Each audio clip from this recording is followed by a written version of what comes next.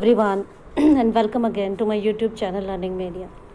So students, today we are going to read chapter 3 of class 10th book Footprints Without Feet.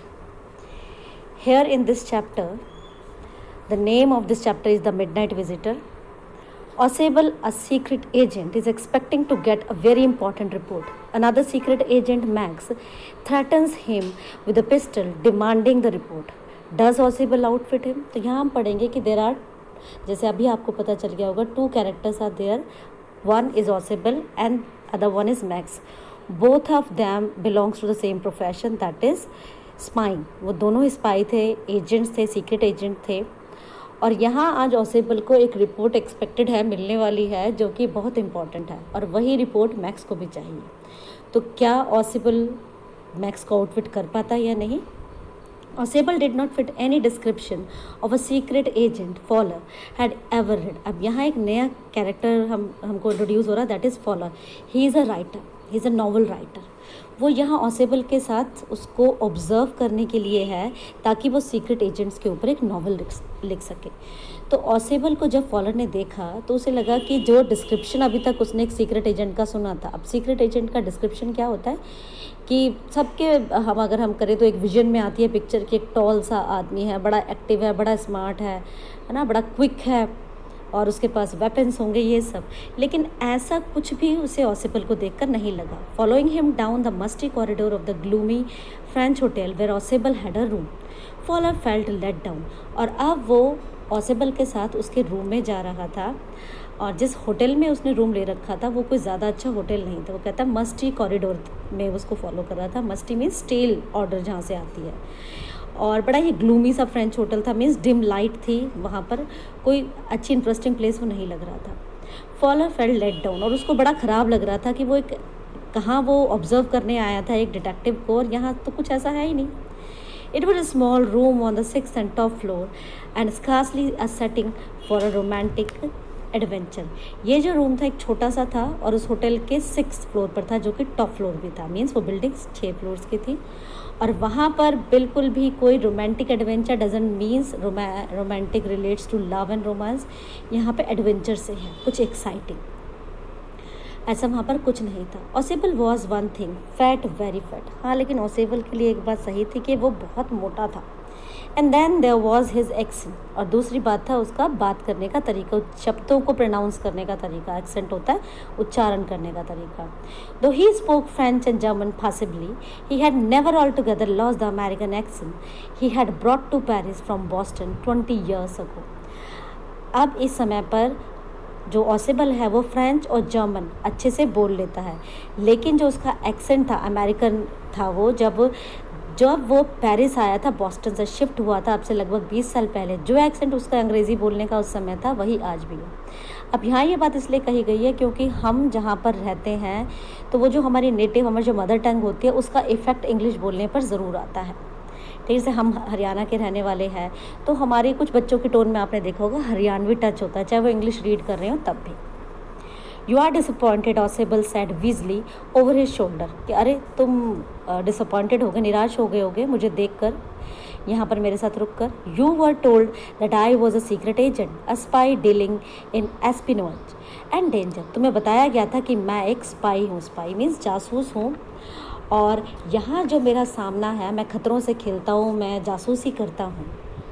You wish to meet me because you are a writer young and romantic. और आप मुझसे मिलना चाहते थे क्योंकि तुम young हो, writer हो, और कुछ एडवेंचर्स लिखना चाहते थे. You envisioned mysterious figures in night, the crack of pistols, drugs in wine. और तुमने एक इमेज भी बनाई होगी कि जब तुम मुझसे मिलोगे तो बड़े मिस्टीरियस लोग मिलने आएंगे रात को, बहुत सारे वेपन्स तुम्हें चारों तरफ देखने को मिलेंगे, या मैं किसी की वाइन में ड्रग्स मिलाकर किसी से कुछ राज उगलवाने की कोशिश कर रहा हूँ. Instead, you have spent a dull evening in a French music hall with a sloppy fat man who, instead of having messages slipped into his hand by dark-eyed beauties, gets only a prosaic telephone call, making an appointment in his room. कह रहा बल्कि उसका बिल्कुल opposite हुआ कि तुम्हें मेरे साथ एक फ्रेंच म्यूज़िक हॉल में एक बिल्कुल ही डल इवनिंग स्पेंड करनी पड़ी एक मोटे आदमी के साथ, और जहाँ तूने एक्सपेक्ट किया होगा कि डार्क आइड ब्यूटी मतलब उस होटल में काम करने वाली खूबसूरत लड़कियाँ आकर मुझे कुछ मैसेजेस लेकर जाएंगी स्लिप्स पे लिखे हुए, ऐसा कुछ नहीं है। ऑन द अदर हैंड वहाँ मुझे सिर्फ और सिर्फ एक ऑर्डिनरी फ़ोन कॉल आया जिसके थ्रू मेरी अपॉइंटमेंट फिक्स हुई या रूम में। यू हैव बीन बोर्ड, तुम बोर हो गए होगे। The fat man chuckled to himself as he unlocked the door of his room and stood aside to let his frustrated guest enter. और वो आदमी अपने आप चकल किया, उसने थोड़ा सा हंसा अपने ऊपर ही, उसने अनलॉक किया अपने उस रूम को के डोर को और खुद साइड होकर उसने पहले प्रेफर किया कि उसका फ्रस्ट्रेटेड गेस्ट जो है, परेशान निराश गेस्ट जो है वो एंटर करे। You are disillusioned, Ausable told him, but take care, cheer my young friend. कहते हैं हाँ, अभी तक तुम्हें लगा होगा कि तुम्हें भ्रम में रखा गया, लेकिन अब चीयर अप हो जाओ मेरे यंग दोस्त। Presently you will see a paper, a quite important paper for which man and women have risk their lives, come to me. तो कहते हैं लेकिन अब तैयार हो जाओ एक थ्रिलर के लिए, क्योंकि अब हमें ऐसे पेपर हम यहाँ रिसीव करने वाले हैं मेरे रूम में जिन कागज़ों के लिए, जिन रिपोर्ट्स के लिए बहुत सारे आदमियों ने और औरतों ने अपनी ज़िंदगी को खतरे में डाला। मेरे साथ चलो। Some day soon that paper may well affect the course of history and that thought is drama is they are not. तो कहते हैं और वो जो पेपर्स आज जो रिपोर्ट्स मुझे मिलने वाले हैं वो हमारे देश की हिस्ट्री को इफ़ेक्ट करेंगे, चेंज आएंगी। और देखो ये बात सोचने में ही इसमें लग रहा है ना कि एक ज़बरदस्त ड्रामा होगा।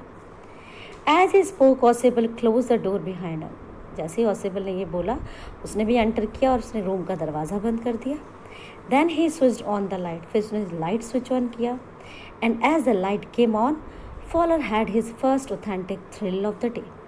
और जैसे ही उसने लाइट्स ऑन किया और जैसा एक्सपेक्टेड था ऑसेबल को उसने कहा था और फॉलर के लिए कि उसे कुछ ना कुछ अब एडवेंचरस दिखने वाला है, वैसा ही हुआ। फॉलर के सामने थ्रिल ऑफ द डे, और वो भी ऑथेंटिक मीन्स रियल थ्रिल उसके सामने खड़ा था। For halfway across the room, a small automatic pistol in his hand stood a man. वहीं उनके सामने उसी रूम में एक आदमी खड़ा था जिसके हाथ में एक ऑटोमेटिक पिस्टल थी। Ausable blinked a few time, उसको देखकर ऑसेबल ने कई बार ब्लिंक किया, मतलब he was trying to believe on his eyes कि what he was seeing that time. Max, he wheezed, you gave me quite a start, I thought you were in Berlin. कह अरे मैक्स ये तुम हो, तुमने जो मुझे चौंका दिया, मुझे लगा तुम बर्लिन में हो गए। What are you doing here in my room, तुम मेरे रूम में क्या कर रहे हो। Max was slender, a little less than tall, with features that suggested slightly the crafty, pointed countenance of a fox. कहते हैं और मैक्स ऑन द अदर, अभी पॉसिबल के बारे में बताया था कि वो मोटा तगड़ा था, अब ये मैक्स था, ये दूसरा स्पाई था, एजेंट था, जो बहुत पतला दुबला था और ज़्यादा टॉल नहीं था। उसके फीचर्स देखकर सजेस्ट हो रहा, मतलब इतने शार्प उसके फीचर थे, इतने क्राफ्टली उसके फीचर्स थे कि उसकी अपीयरेंस को फॉक्स की अपीयरेंस से, उसके फेस को फॉक्स से कंपेयर किया गया। There was about him aside from the gun nothing specially menacing, और यहाँ उसके पास हाथ में एक गन था, इसके अलावा उसके बारे में डरा देने वाला, परेशान करने वाली बात कुछ भी नहीं थी। The report he murmured, the report that is being brought to you tonight concerning some few missiles, I thought I would take it from you, it will be safer in my hand than in yours. वो कहता है अब बहुत हल्का सा बुदबुदाया, बोला कि मैं यहाँ वो रिपोर्ट्स लेने आया हूँ जो तुम्हें आज मिलने वाली हैं रिगार्डिंग न्यू मिसाइल्स के। तो उसने पहले ही कहा था कि हिस्ट्री को अफेक्ट करेगी देश की, तो इसका मतलब मिसाइल से रिलेटेड कुछ रिपोर्ट्स इसको मिलने वाले थे।